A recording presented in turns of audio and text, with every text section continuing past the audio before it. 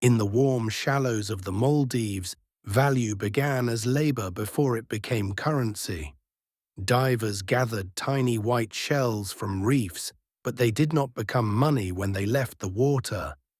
They had to be cleaned, dried, sorted, shipped, counted and accepted far from the islands they came from.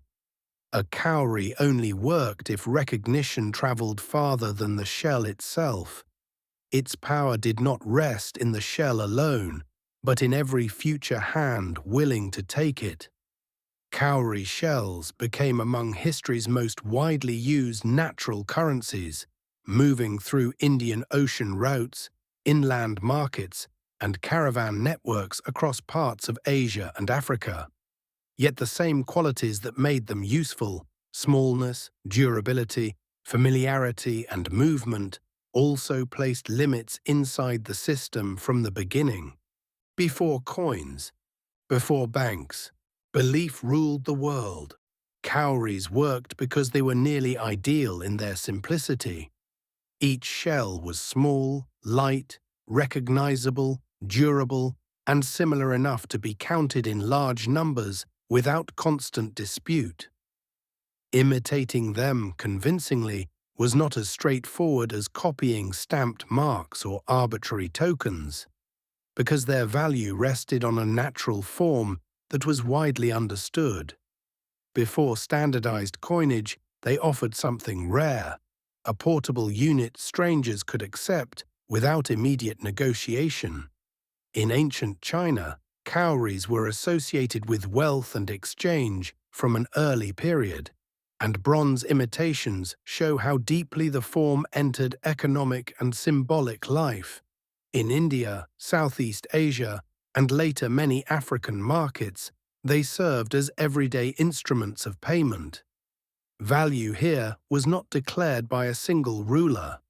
It remained valid only when acceptance was repeated. The system depended on continued movement and managed supply.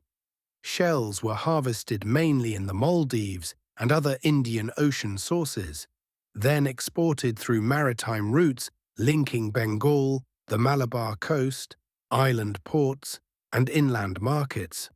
In many societies, cowries did more than pass between buyers and sellers.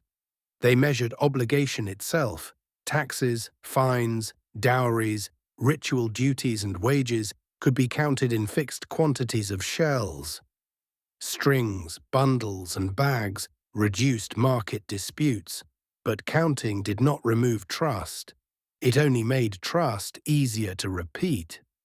The exchange did not end at payment.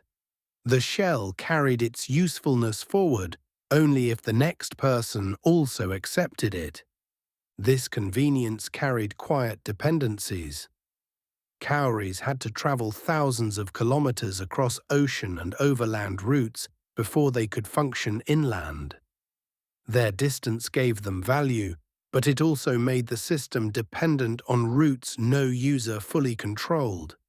Their scarcity was never absolute. It was maintained through geography, seasonal harvesting, merchant access, and transport difficulty. In local use, the system could feel stable.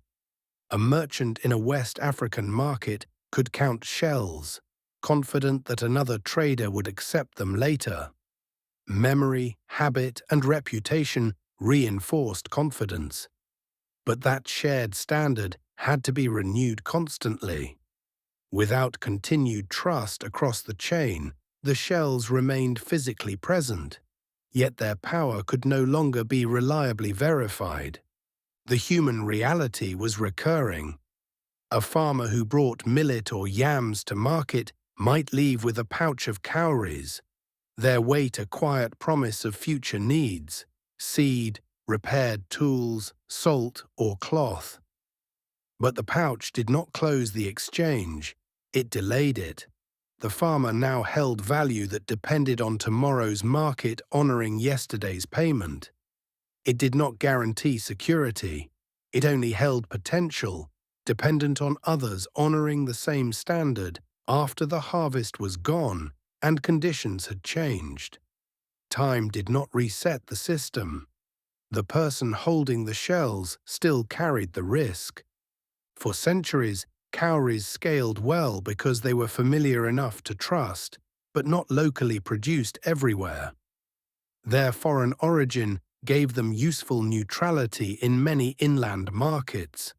Rulers could collect them in tribute without producing them directly. Traders could use them where metal coinage was scarce, too valuable, or inconvenient for ordinary transactions. In parts of West Africa, South Asia, Southeast Asia, and southwestern China, cowries bridged different economic zones. But the same distance that protected their value also exposed their weakness. At larger scale, physical burden became unavoidable. A payment that could be counted in the hand at one scale had to be carried in sacks at another. Hundreds or thousands of shells could be needed for larger purchases, taxes, or transfers of wealth. Moving them imposed costs in labor, protection, storage, and time. The durability that made them trustworthy also made them difficult to remove once value shifted. The fragility showed most clearly when outside forces changed supply. From the 16th century onward, European traders increasingly shipped large quantities of cowries into African markets, especially through expanding Atlantic trade networks. They were used to purchase goods and, in some contexts, enslaved people. Flows that had once moved through slower, more regionally balanced routes could now arrive in far larger volumes, through ports and commercial systems shaped by external demand and maritime power. The shell had not changed. The supply system had. Local values strained under oversupply. Cowries still circulated, but control had shifted. The rhythm of supply no longer belonged fully to the markets that used them. The balance depended more heavily on those who controlled trade, taxation, and exchange. This was not sudden collapse, but pressure accumulating over time. In small transactions, cowries still worked because they were familiar, divisible, and widely accepted. Yet for larger obligations, long-distance trade, or storing significant wealth, their limits pressed harder with each generation. Memory could not always verify distant supply conditions. Transport risks and bulk became heavier constraints. The object remained familiar, but familiarity alone could not solve scale. A system that worked through repetition began to reveal the need for value that could be standardized more tightly, protected by authority, and moved with less physical weight. Cowries showed that a natural object could link distant shores and cultures into shared systems of trust and obligation. They enabled exchange without a common ruler or language. They stored value across seasons, connected regional markets, and allowed ordinary people to separate selling from buying. Yet they also showed that any commodity-based system carries the weight of its own materiality.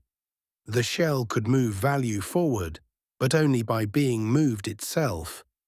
It could connect strangers, but only if trust survived the distance between them.